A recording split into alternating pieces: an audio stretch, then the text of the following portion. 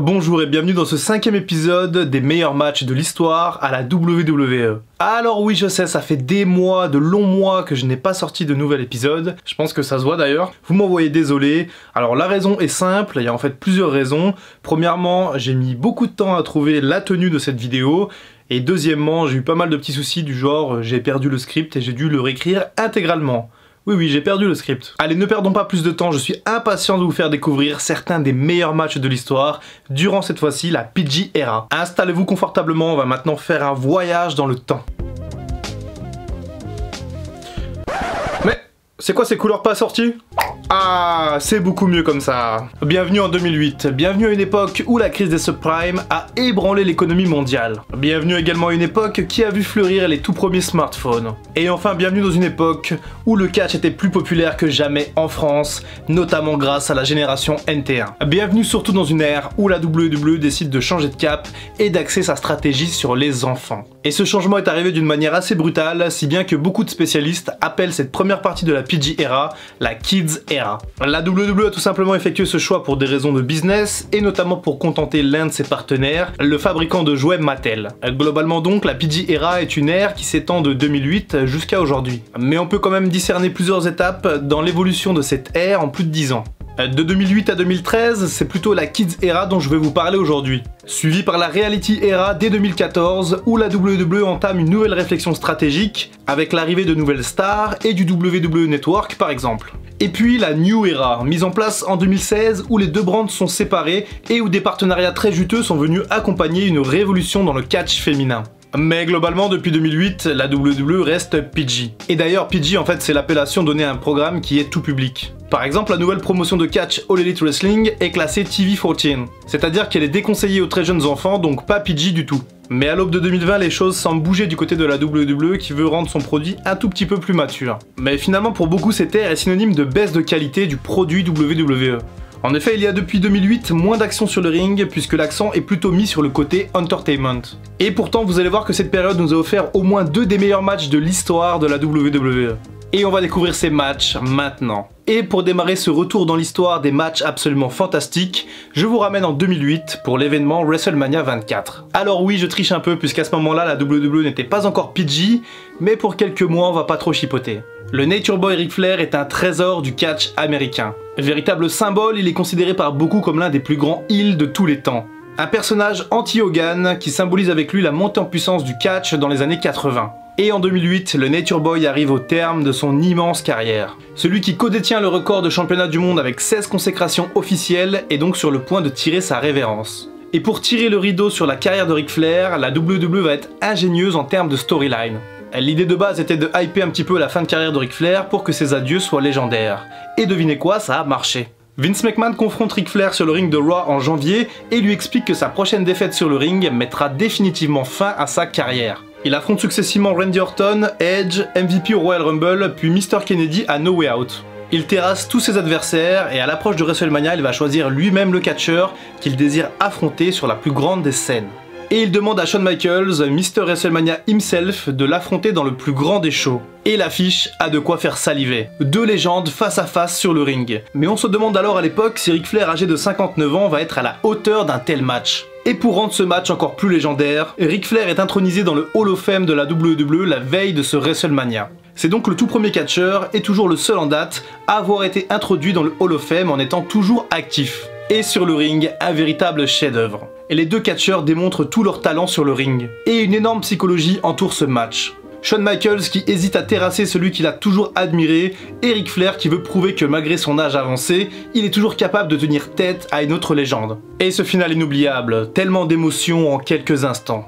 Ric Flair est sur le point de craquer en fin de match, il encaisse les coups de son adversaire, Shawn Michaels se prépare pour son switch in music, sa prise de finition, il regarde Ric Flair et juste avant de s'élancer on peut lire sur ses lèvres « I'm sorry, I love you ». Il décroche son super kick dévastateur pour remporter le match, mettant ainsi fin à la carrière inoubliable du Nature Boy Ric Flair. Et ce match inoubliable a tout simplement contribué au succès retentissant de WrestleMania 24. Et depuis sa retraite, Ric Flair coule des jours heureux en regardant sa fille empiler les titres de championne. Il n'est plus jamais monté sur un ring après 2008.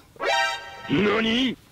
Il n'est plus jamais monté sur le ring après 2008. Pour le 25e anniversaire de WrestleMania, les fans allaient avoir droit à un cadeau magnifique, l'une des plus belles pièces de l'histoire de la WWE, le match entre Shawn Michaels et l'Undertaker. Ce match est considéré par beaucoup comme étant le meilleur match de l'histoire de WrestleMania. Il est pourtant concurrencé dans les classements par quelques matchs solides, comme le match entre Randy Savage et Ricky Steamboat à WrestleMania 3, le match de soumission entre Bret Hart et Stone Cold Steve Austin à WrestleMania 13, et le deuxième TLC match à WrestleMania 17. Mais ce match-là, entre ces deux icônes que sont Shawn Michaels et l'Undertaker, possède quelque chose en plus, un supplément d'âme qui place cette confrontation au sommet de la montagne des matchs made in WWE.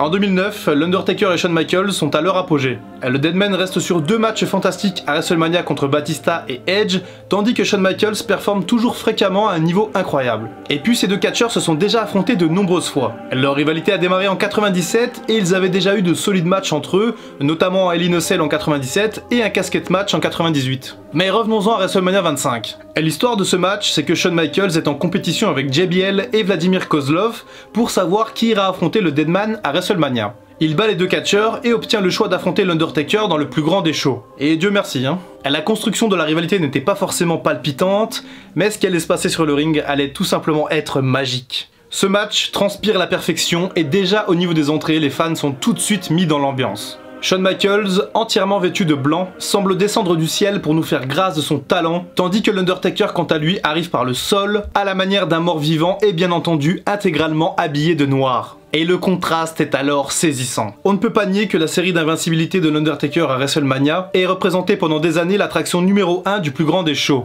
Et lorsqu'en face c'est Mr WrestleMania en personne qui vient le défier, personne n'aurait pu se prédire ce qui allait se passer entre ses cordes. Sur le ring, une alchimie incroyable entre ces deux légendes du catch. La foule est impliquée à 100% dans ce duel légendaire entre deux athlètes qui incarnent le business de l'époque. Shawn Michaels va prouver qu'il mérite son surnom de showstopper en innovant sur le ring et en réussissant toutes ses manœuvres pour repousser l'Undertaker dans ses derniers retranchements. Et puis que serait un immense match sans une part de frayeur? Au milieu du match, l'Undertaker part pour sa prise du topé suicida, il se projette par-dessus la troisième corde pour atterrir sur Shawn Michaels qui lui est à l'extérieur du ring. Et dans le scénario du match, Shawn Michaels devait éviter l'Undertaker en poussant un caméraman sur lui. Et ce caméraman devait bien entendu rattraper l'Undertaker pour éviter le crash. Sauf que ce caméraman, qui n'en était pas un puisque c'était un catcheur en développement, se rate complètement, manque l'Undertaker et le Deadman se crache au sol à pleine vitesse directement sur la nuque. Mais Dieu merci, l'Undertaker n'est pas blessé et peut poursuivre ce match déjà légendaire. Et à la fin du match, Shawn Michaels tente un moonsault arrière depuis la troisième corde et réatterrit parfaitement dans la position du tombstone de l'Undertaker. Le Deadman n'a plus qu'à porter sa prise de finition pour remporter ce match incroyable. Si un jour vous êtes malade, regardez ce match et vous serez guéri. Un an plus tard, la WWE allait une nouvelle fois nous faire saliver de plaisir en nous proposant la revanche entre l'Undertaker et Shawn Michaels lors de WrestleMania 26. Et cette fois-ci, la storyline qui conditionnait ce match était beaucoup plus aboutie que l'année précédente. Début 2010, Shawn Michaels n'a plus qu'une seule idée en tête, combattre à nouveau l'Undertaker à WrestleMania et briser sa streak de victoire une bonne fois pour toutes. Et à ce moment-là, l'Undertaker est champion du monde poids lourd puisqu'il a battu CM Punk dans un Hell in a Cell en 2009 lors du pay-per-view qui porte le même nom. Et tiens, petite anecdote, ce règne de champion est le plus long de toute sa carrière. Shawn Michaels sait donc ce qu'il lui reste à faire pour affronter l'Undertaker. Il doit gagner le Royal Rumble match de 2010. Malheureusement pour lui, il n'y parvient pas et voit ses espoirs de revanche totalement brisés. Un mois plus tard, le Heartbreak Kid va s'infiltrer dans la structure de l'Elimination Chamber afin de faire perdre le titre à l'Undertaker. Suite à ça, le Deadman accepte finalement d'affronter Shawn Michaels, mais le showstopper doit mettre sa carrière en jeu. Undertaker contre Shawn Michaels, acte 2, et cette fois-ci dans un match sans disqualification. Et en plus, c'est le main event de WrestleMania 26. Une nouvelle dose d'adrénaline et le récit magnifique de l'une des plus belles représentations de ce qu'on appelle le catch. Et finalement, après avoir bien combattu durant le match, Shawn Michaels est vaincu à nouveau et se voit dans l'obligation de mettre un terme à son immense carrière. L'Undertaker et Shawn Michaels se congratulent au milieu du ring, sous les applaudissements d'une foule totalement conquise à leur cause. Et un final magnifique pour l'une des plus grandes légendes du divertissement sportif. Et je pourrais vous parler du prochain match pendant des heures. Et en plus de ça, je porte la tenue de l'un des catcheurs impliqués dans le match. Mais bon, j'étais pour CM Punk quoi. Vous savez, pour constituer cette série de vidéos et choisir les matchs, j'ai consulté pas mal de sites qui classent un petit peu tous les matchs de l'histoire. Et ce prochain match est souvent considéré comme le meilleur match de l'histoire de la WWE. En 2011, CM Punk traverse une mauvaise passe. Ayant du mal à se faire une place dans le main event, il estime qu'il est peut-être temps pour lui d'arrêter le catch pour de bon. Et son mal-être transpire même à travers son personnage de catcheur, où sa réelle lassitude lui permet d'être un excellent heel. Et lors de l'épisode de Raw du 27 juin 2011, CM Punk s'empare du micro pour réaliser la promo la plus incroyable de tous les temps, la pipe bomb. Et ce segment secoue alors tous les fans du monde entier puisqu'ils ne savent pas si cette promo est réelle ou si c'est scripté. Et suite à ça, la popularité de CM Punk va grimper en flèche malgré qu'il campe le rôle d'un heel. Et Vince McMahon se rend alors compte qu'il y a une carte à jouer avec Punk. Et après des années à réclamer un statut de main eventer, le natif de Chicago s'apprête à être propulsé au sommet de la WWE.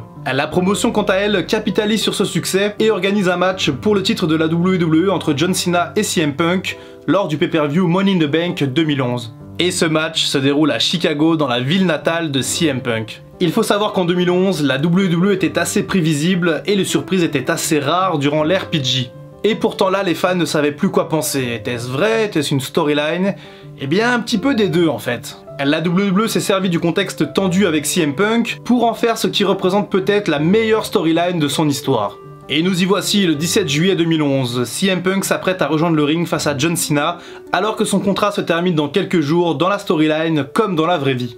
John Cena quant à lui doit battre CM Punk, ou en plus de perdre son titre, il sera viré par la WWE. Punk rentre en premier et la foule explose littéralement. Et John Cena arrive ensuite au ring pour une bronca terrible. Sans doute la plus grosse hit de sa carrière avec celle reçue lors du show ECW One Night Stand en 2006. Et ce soir-là en 2011, John Cena n'allait pas affronter uniquement CM Punk, mais bel et bien les 18 000 personnes présentes à la Allstate Arena de Chicago. Le match est fantastique, une confrontation entre deux champions bien différents l'un de l'autre. John Cena, l'ultime gentil qui a toujours représenté l'institution WWE, et de l'autre côté CM Punk, le tatoué, le rebelle qui n'accepte pas l'injustice et le corporatisme. Techniquement parlant, le match est parfait, aucune fausse note. La foule est en délire complet et pousse CM Punk corps et âme.